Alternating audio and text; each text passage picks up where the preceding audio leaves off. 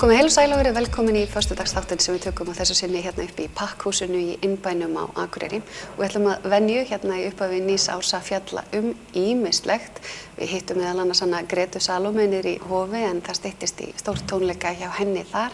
Við ætlum aðeins að ræða málefni sjúkraflugs og flugmála yfirleitt enda töluvert í umræðinni. Við ræðum fréttir vikunar, fáum hingað til okkar myndlistamann sem var að koma erlendis frá og var að taka þátt í myndlistasýningum, í Vatnslitum og svo ætlum við aðeins að ræða svona námskeiðahald. Það rosalega margir að hugsa námskeið núna á nýju ári. En við ætlum að byrja á því aðeins að fjalla þó það virðist nú ekki tengjast við svona fyrstu sýn, jarðböðinni við Mývatn og Hafdís, frjálsíþróttakona, verið velkomin. Takk fyrir. Takk.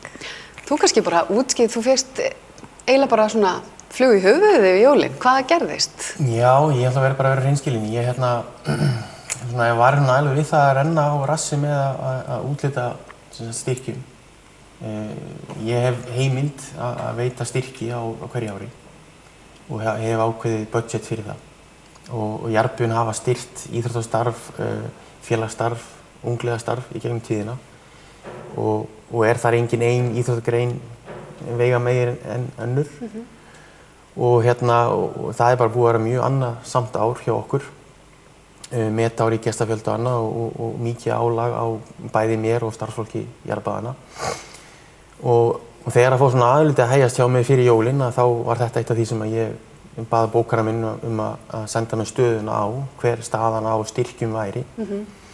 Og þá kom í ljós að ég átti svolítið inni. Og þá fekk ég þessa flugu í hausinn að smella inn svona hugmynd eða spurningu inn á Facebook, það sem allt snýst í dag. Já. Og óska eftir atkvæðum og nöfnum á afreks íþróttafólki og með þeim tilgangi að styrkja það. Og hver voru nú viðbrögðin? Þau voru gríðarleg. Ég hugsa að ég fengi sennilega upp undir 2000 komment á postinn minn. Ég fekk örugglega 20 bréf og símtöl og þetta spurðist ansi hratt út. Það var svona 1 til 2 daga að fyrir boltan að byrja að rúlla. En svo þegar hann fór á stað þá tók hann allt landið. Nákvæmlega. Og margir sem spurðu mig hvort ég ætlaði bara að hugsa þetta landshorn. Og sem að fyrirtækin gera nú yfirleitt sko. Fyrirtæki á landsbyggðinni, þau styrkja sína landsbyggð. Og en ég ákvað að hafa þetta opið, sjá hvert bolti myndi leiða mig. Og hann leiddi mig að ansi mörgu fólki og það voru 4 sem voru efstir. Og Hafdís, hún hlaut flest atkvæði. Halldór Logi Valsson, jiu-jitsu maður, ég held ég ber þetta rétt fram, hann var í öðru sæti. Og svo var hann Jóhann Þór Hólmgrímsson, hann skíðamaður, fatlaður, hann á svona setskíði. Og svo Bjarki Ómarsson, hann þingeyingur, sem komst nú bara að eftir á, en búsettur í Reykjavík. Hann svona MMA-bardagamaður líkt og Gunnar Nelson. Og það náttúrulega að standa við stóru orðin og vera ekki hlutdrægur og þetta var listinn og ég ætla að styrkja þetta fólk. Og í hverju felst það? Það bara í beinu fjárframlagi. Þau hafa ekki hugmyndu hvað þeir að fá. Hafdís veit að hún átti að koma hingað og hitta mig og hún veit ekkert hvað hún að fá. Ætlarðu að segja henni það?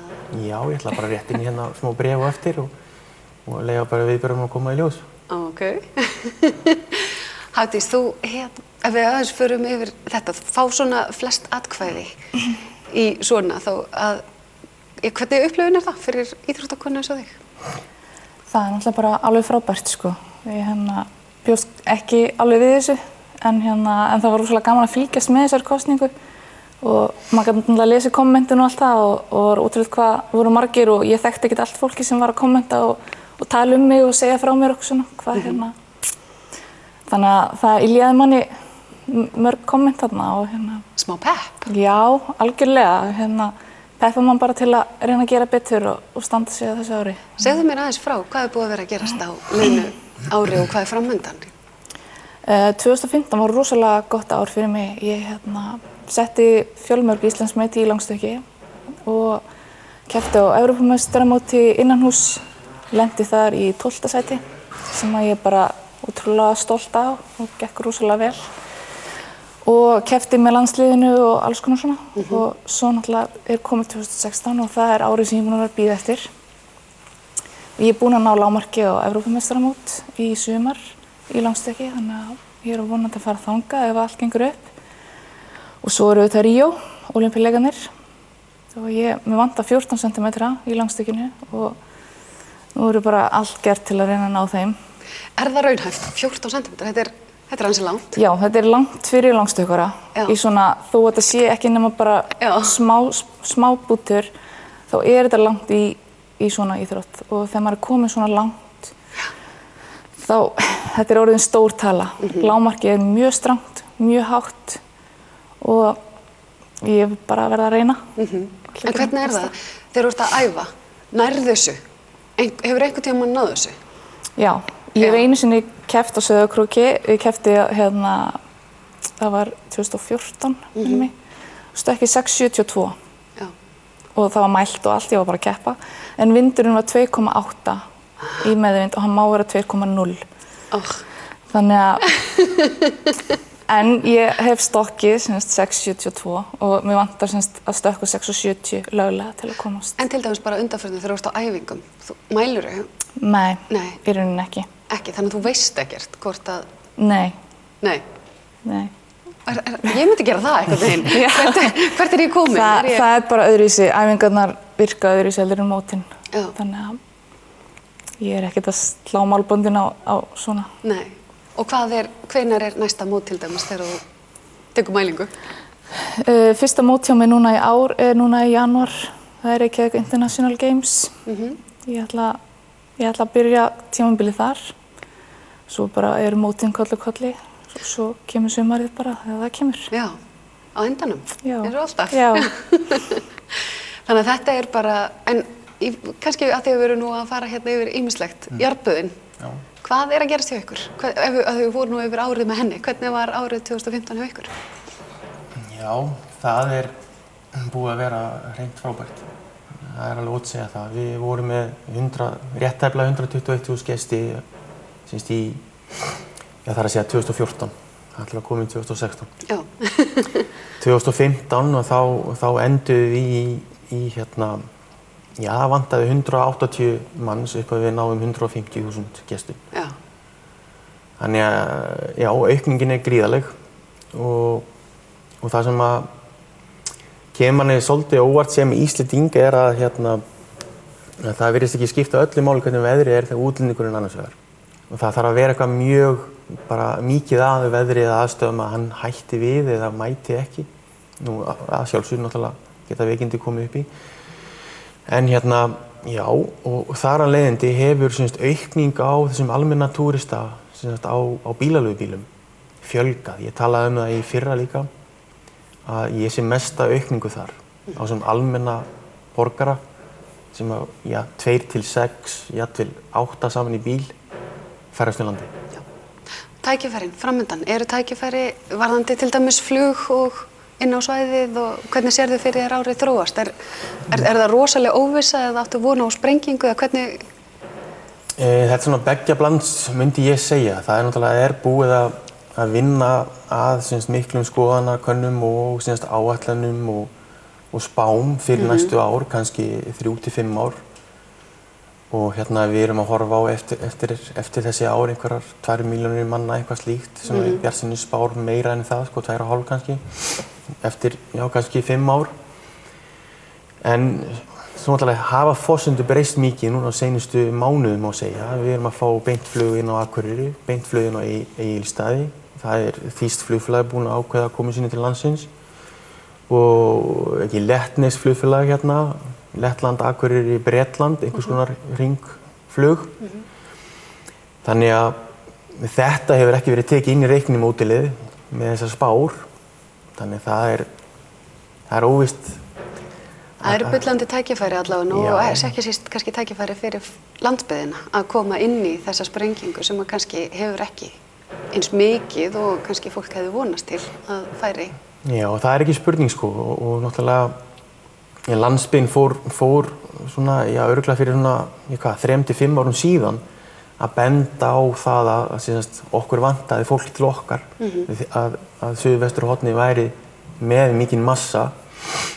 En það einhvern veginn bara með Íslendinginn að hann bregst ekki við fyrir en að einhver gerist. Fyrir en einhver fann að pissa í garðinn? Já, ef svo má orðið koma, það þín orð. Að þá brutið þess að reyna að dreifa hópnum og það náttúrulega orðin bara almenn vitundavakning á Suðvesturhorninu að Gullfoss, Geysir, Þingvellir og fleiri staðir eru orðnir bara vel mettir. Já, nákvæmlega. Það fyrir að setja kvóta til dæmis á Bláa lónið. Já, til dæmis og það þarf bara að fara að dreifa fólki betur og hvernig gerum við það? Jú, með flugi til landsins og við erum búin að vera að berjast fyrir að opna nýja gátt inn í landið og það að gerast núna. Nákvæmlega. En því miður þá það allir aðrir en Íslendingar sem að gera það og ég myndi óska þess að íslensku flugfélögin, hvað sem það á eða Icelandair eða eitthvað, myndi gera slíkt í sama. Já, nákvæmlega. Þetta allavega getur maður ímyndað sér að við viljum halda áfram að fá gjaldeyristekjur inn í landið en án þess að kæfa Suðvesturhornið, þá væri þetta ágætislaust. En nú er þessu bara spjallið að ljúka hjá okkur. Ætlarðu að afhenda þetta í kameru eða bara hérna á baksviðs? Nei, ég ætlaði bara að afhenda þetta bara hér og nú og ég gerir ráð fyrir að hringi Halldór á eftir og reyna að koma svo í sambandi við fólk sem tekur á móti fjárframlagi frá Jarðböðunum fyrir hönd Jóhanns og Bjarka og fyrir hönd Jóhanns að þá hann Hörður Finnboga sem upp í Hlíðarfjalli og fyrir hann Bjarka þá ætla ég að ná á frænkan sem býr í Mývatnssveit og heitir Hilda. Hún konan Stebba Jak. Þannig það allstaðar tengingar allt land. Nákvæmlega. Viltu þú ekki bara láta vaða og við klárum þetta? Jú, látum bara vaða. Við ætlum að styrkja 4 afreksíþróttamenn. Hafdís var í fyrsta sæti og hún fær þá mesta peninginn. En Anna og þriðja sæti, þeir fá sömu upphæð og ég ætla ekki að segja það hver hún þeir vita ekki sjálfur. Já.